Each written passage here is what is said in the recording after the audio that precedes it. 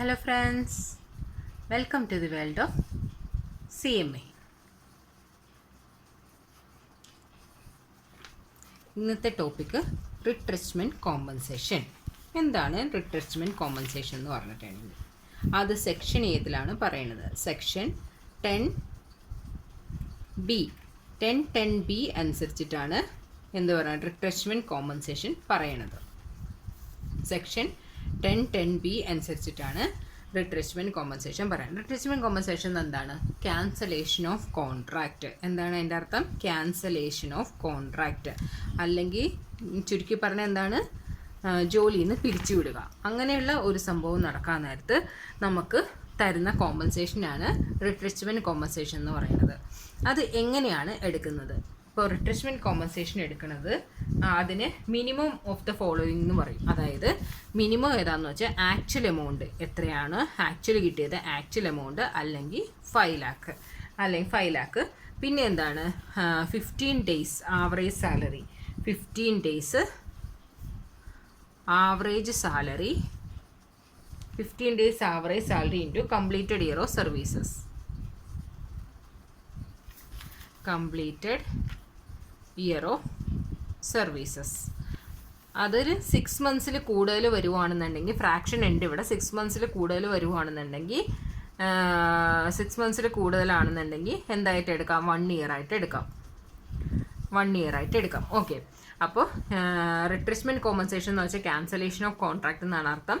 Actual അല്ലെങ്കിൽ 5 lakh ഇതിൽ minimum എടുത്തിട്ടാണ്, മിനിമം ഏതാണോ അതാണ് നോക്കണത്. 15 days average salary into completed year of services, 15 days average salary into completed year of service. ഈ 3 നോക്കിയിട്ട് അതിൽ മിനിമം ഏതാണോ അതാണ് എടുക്കുന്നത്. ഓക്കെ, അത് തന്നെയാണ് നമുക്കിവിടെ ടെക്സ്റ്റിലും പറഞ്ഞേക്കുന്നത്, വേറെ കാര്യമായിട്ടൊന്നുമില്ല. ഇനി അടുത്തത് 10(10)(c) വോളണ്ടറി റിട്ടയർമെൻറ്റ്. 10(10)(c) അനുസരിച്ച് സെക്ഷൻ 10(10)(c) അനുസരിച്ച് VRS എന്താണ്? Voluntary retirement scheme. Voluntary retirement എന്ന് വെച്ചാൽ എന്താണ്? നമ്മൾ മുൻകൂട്ടിയ കോമ്പൻസേഷൻ വാങ്ങിച്ചുകൊണ്ട് നമ്മൾ ജോലിയിൽ നിന്ന് പിരിച്ചു വരുന്നതിനെയാണ്, അതായത് തിരിച്ച് ജോലി വിട്ട് വരുന്നതിനെയാണ് വോളണ്ടറി റിട്ടയർമെൻറ്റ് എന്ന് പറയുന്നത്. ഇപ്പോൾ വോളണ്ടറി റിട്ടയർമെൻറ്റ് എന്നുള്ളത് 2 തരത്തിലുണ്ട്. അതായത് വോളണ്ടറി റിട്ടയർമെൻറ്റിനെ ബാധിക്കുന്നത് 2 ഇതാണ്. ഒന്ന് സ്പെസിഫൈഡ് എംപ്ലോയർ, ഒന്ന് എന്താണ്? സ്പെസിഫൈഡ് എംപ്ലോയറുടെ നിന്നായിരിക്കണം കോമ്പൻസേഷൻ റിസീവ് ചെയ്യണത്, അല്ലെങ്കിൽ ഗൈഡ് ലൈൻ അനുസരിച്ചിട്ടായിരിക്കണം. അതായത് VRS ബാധിക്കുന്നത് എന്താണെന്ന് ഒന്നില്ലെങ്കിൽ സ്പെസിഫൈഡ് എംപ്ലോയറിലായിരിക്കണം, സ്പെസിഫൈഡ് എംപ്ലോയർ, അല്ലെങ്കിൽ ഗൈഡ് ലൈൻ അനുസരിച്ചായിരിക്കണം. സ്പെസിഫൈഡ് എംപ്ലോയർ എന്ന് വെച്ചാൽ എന്താണ്? സ്പെസിഫൈഡ് എംപ്ലോയർ എന്ന് വെച്ചിട്ടുണ്ടെങ്കിൽ എല്ലാ കമ്പനിയും വരുന്നുണ്ട്. അതായത് സ്റ്റേറ്റ് ഗവൺമെൻറ്റിൻ്റെ ആയാലും ശരി, സെൻട്രൽ ഗവൺമെൻറ്റിൻ്റെ ആയാലും ശരി, എല്ലാ IIM ആയിക്കോട്ടെ, IIT ആയിക്കോട്ടെ, പിന്നെന്താണ് യൂണിവേഴ്സിറ്റി, നോട്ടിഫൈഡ് ഇൻസ്റ്റിറ്റ്യൂഷൻ എല്ലാം വരുന്നുണ്ട്. യൂണിവേഴ്സിറ്റി, നോട്ടിഫൈഡ് ഇൻസ്റ്റിറ്റ്യൂഷൻ എല്ലാം എന്താണ്? സ്പെസിഫൈഡ് എംപ്ലോയർ എന്നുള്ള ഇതിൽ വരുന്നുണ്ട്. ഗൈഡ് ലൈൻ എന്താണെന്നുള്ളത് ഇനി നോക്കാം. ഗൈഡ് ലൈൻ എന്ന് വെച്ചിട്ടുണ്ടെങ്കിൽ എന്താണ്? ഗൈഡ് ലൈൻ അനുസരിച്ചെന്ന് വെച്ചിട്ടുണ്ടെങ്കിൽ ഗൈഡ് ലൈൻ ഏതാണ്? റൂൾ 2BA അനുസരിച്ചാണ് ഗൈഡ് ലൈൻ പറയണത്. ഗൈഡ് ലൈൻ ഏതാണ്? റൂൾ 2BA അനുസരിച്ചാണ് ഗൈഡ് ലൈൻ പറയുന്നത്. ആ ഗൈഡ് ലൈൻ അനുസരിച്ച് നമുക്ക് VRS കിട്ടണമെങ്കിൽ എല്ലാ എംപ്ലോയീസിനും, ഓൾ എംപ്ലോയീസ്, എല്ലാ എംപ്ലോയിക്കും എന്ത് ചെയ്യും? VRS കിട്ടും. അതർ ദാൻ ഡയറക്ടർ കൂടാതെയുള്ള എല്ലാ എംപ്ലോയിക്കും, അതാണ് ഇവിടെ ഇമ്പോർട്ടൻറ്റ്. ഡയറക്ടർക്ക് മാത്രം കിട്ടില്ല, ഡയറക്ടർ കൂടാതെയുള്ള എല്ലാ എംപ്ലോയിക്കും എന്ത് കിട്ടും? VRS കോമ്പൻസേഷൻ കിട്ടും. ആ എംപ്ലോയിക്ക് എന്തായിരിക്കും? ഒന്നില്ലെങ്കിൽ 40 years കംപ്ലീറ്റ് ആയിരിക്കണം, അല്ലെങ്കിൽ എന്താണ് 10 years ഓഫ് സർവീസ് കംപ്ലീറ്റ് ആയിരിക്കണം.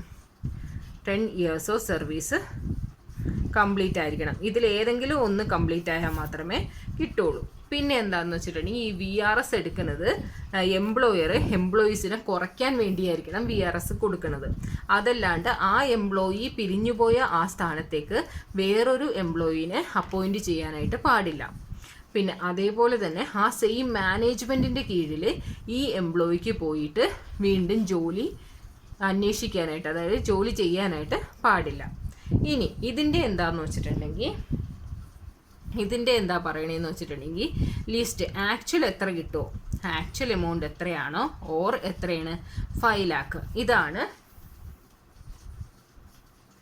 അതാണ് എക്സംഷൻ ആയിട്ട് വരുന്നത്. ആക്ച്വൽ എത്രയാണോ അല്ലെങ്കിൽ 5 lakh ഇതിലാണ് എക്സംഷൻ ആയിട്ട് വരുന്നത്. ഇനി അടുത്തത് എന്താണെന്ന് വെച്ചിട്ടുണ്ടെങ്കിൽ, ഇനി ലീസ്റ്റ് ഓഫ് ദ ഫോളോയിങ് എന്ന് പറയും. അതായത് 3 months സാലറി എടുക്കും. 3 months salary into completed year of services, completed year of services, or salary into balance year. ഇതിലേതാണോ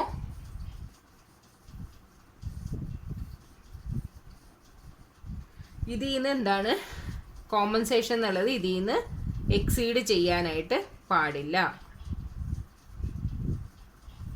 compensation വാങ്ങണത് ഇതിൽ നിന്ന് 3 എക്സീഡ് ചെയ്യാനായിട്ട് പാടില്ല. ഒന്നില്ലെങ്കിൽ ആക്ച്വൽ അല്ലെങ്കിൽ 5 lakh ആയിരിക്കണം, അല്ലെങ്കിൽ എന്താണ് 3 months salary into completed year of service, അല്ലെങ്കിൽ സാലറി ഇൻറ്റു ബാലൻസ് ഇയർ.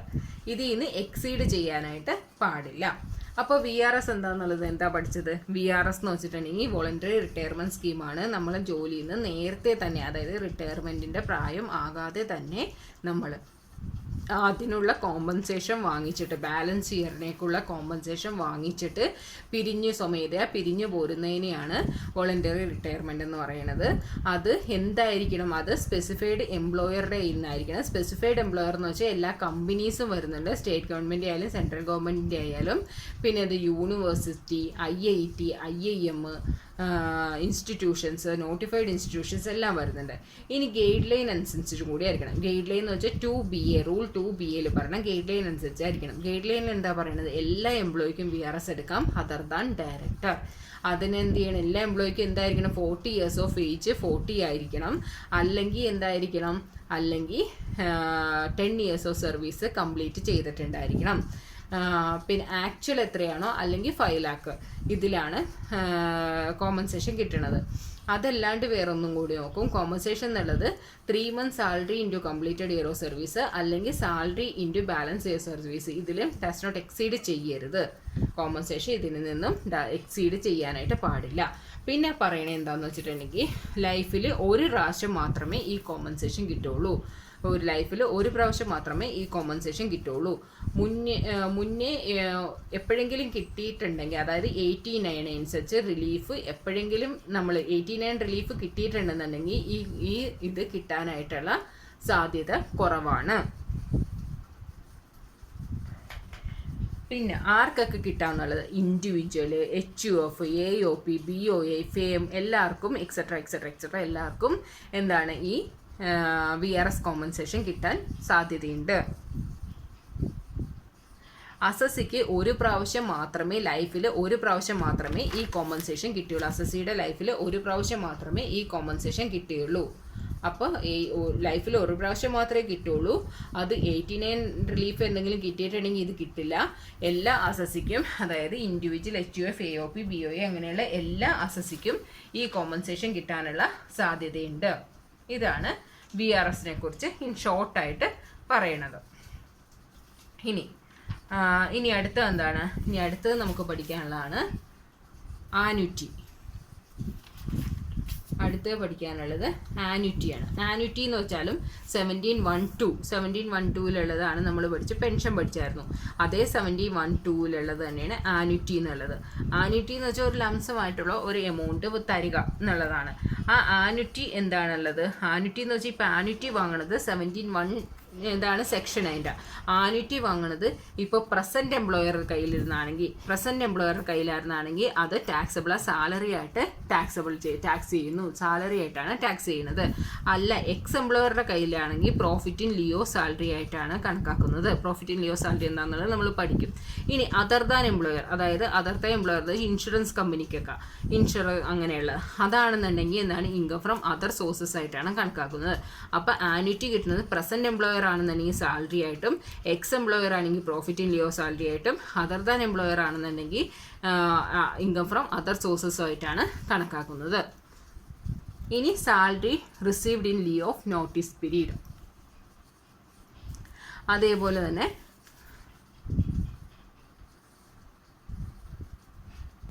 ഇനി നമുക്ക് 17(3)ലുള്ള പ്രോഫിറ്റ് ഇൻ ലിയോ സാലറി എന്താണെന്നുള്ളത് നോക്കാം. പ്രോഫിറ്റ് ഇൻ ലിയോ സാലറി എന്ന് പറഞ്ഞിട്ടുണ്ടെങ്കിൽ പ്രസൻറ്റ് എംപ്ലോയറിൽ നിന്നോ അല്ലെങ്കിൽ ഫോർമർ എംപ്ലോയറുടെ കയ്യിൽ നിന്നോ, പ്രസൻറ്റ് എംപ്ലോയറുടെ കയ്യിൽ നിന്നോ അല്ലെങ്കിൽ ഫോർമർ എംപ്ലോയറുടെ കയ്യിൽ നിന്നോ എന്തെങ്കിലും ഒരു ബൾക്കായിട്ടുള്ള ഒരു എമൗണ്ട് കിട്ടുവാണ്. എന്തിനു വേണ്ടിയിട്ട്? ടെർമിനേഷനുമായിട്ട് ബന്ധപ്പെട്ടോ അല്ലെങ്കിൽ മോഡിഫിക്കേഷനോ ടേംസ് ആൻഡ് കണ്ടീഷൻ ഓഫ് എംപ്ലോയ്മെൻറ്റിൻ്റെ മോഡിഫിക്കേഷനുമായിട്ട് ടേംസ് ആൻഡ് കണ്ടീഷൻ പുതുക്കുന്നതിൻ്റെ ഭാഗമായിട്ടോ ഒരു എമൗണ്ട് ലംസമായിട്ട് ഒരു എമൗണ്ട് കിട്ടുവാണെന്നുണ്ടെങ്കിൽ അതിന് എന്താണ്? പ്രോഫിറ്റ് ഇൻ ലിയോ സാലറി എന്ന് പറയുന്നു. ഇനി താഴെ കൂടുന്നത്, അതായത് താഴെ പറയുന്ന പോകെ, അതായത് ഈ താഴെ പറയുന്ന പോകെ എന്ത് കിട്ടിയാലും എന്താണ്? പ്രോഫിറ്റ് ഇൻ ലിയോ സാലറി ആയിട്ടാണ് കണക്കാക്കുന്നത്. അപ്പോൾ എന്താണ്? എക്സെപ്റ്റ് ദ ഫോളോയിങ് എന്തൊക്കെയാണ് കിട്ടേണ്ടത്? എന്തൊക്കെയാണെന്ന് വെച്ചാൽ, ഒന്ന് 10-10 അനുസരിച്ച്, എന്താണ് 10-10 അനുസരിച്ച് ഗ്രാറ്റുവിറ്റി നമ്മൾ പഠിച്ചു. 10-10 അനുസരിച്ച് ഗ്രാറ്റുവിറ്റി, 10-10A അനുസരിച്ച് കമ്മ്യൂട്ടഡ് പെൻഷൻ, 10-10A അനുസരിച്ച് കമ്മ്യൂട്ടഡ് പെൻഷൻ, 10-10B അനുസരിച്ച് റിട്രച്ച്മെൻറ്റ് കോമ്പൻസേഷൻ, അതും പഠിച്ചാണ് അല്ലേ? 10-10B അനുസരിച്ച് റിട്രച്ച്മെൻറ്റ് കോമ്പൻസേഷൻ. പിന്നെ എന്താണ്? 10-12 അനുസരിച്ച് RPF, റെക്കഗ്നൈസ്ഡ് പ്രൊവിഡൻറ്റ് ഫണ്ടിലേക്കുള്ളത് RPF. 10-13 അനുസരിച്ച് approved superannuation fund, 10-13A HRA, 10-13A HRA. പിന്നെ എന്താണ്? പിന്നെ വരുന്നതാണ് സ്റ്റാറ്റ്യൂട്ടറി പ്രൊവിഡൻറ്റ് ഫണ്ട് അല്ലെങ്കിൽ പബ്ലിക് പ്രൊവിഡൻറ്റ് ഫണ്ട്. ഇത് പോകെ കിട്ടണ എല്ലാ എമൗണ്ടും എന്താണ്? പ്രോഫിറ്റ് ഇൻ ലിയോ സാലറി ആയിട്ടാണ് എടുക്കുന്നത്. അപ്പോൾ പ്രോഫിറ്റ് ഇൻ ലിയോ സാലറി എന്ന് വെച്ചാൽ 10-10 അനുസരിച്ച് ഗ്രാറ്റുവിറ്റി, 10-10A അനുസരിച്ചിട്ട് കമ്പ്യൂട്ടഡ് പെൻഷൻ, 10-10B അനുസരിച്ച് റിട്രച്ച്മെൻറ്റ് കോമ്പൻസേഷൻ, 10-12 അനുസരിച്ചിട്ട് RPF റെക്കഗ്നൈസ്ഡ് പ്രൊവിഡൻറ്റ് ഫണ്ട്, 10-13 അനുസരിച്ചിട്ട് അപ്രൂവ്ഡ് സൂപ്പർ ആനുവേഷൻ ഫണ്ട്, 10-13 അനുസരിച്ച് 10-13A അനുസരിച്ച് HRA. പിന്നെ എന്താണ് പറയുക വിട്ടുപോയത്? പിന്നെ statutory provident fund or public provident fund. ഇത് ഒഴിച്ച് ബാക്കി എല്ലാ പേയ്മെൻറ്റും പ്രോഫിറ്റ് ഇൻ ലിയോ സാലറി ആയിട്ട് കിട്ടും. അല്ലെങ്കിൽ ഒരു ലംസ് എംപ്ലോയർ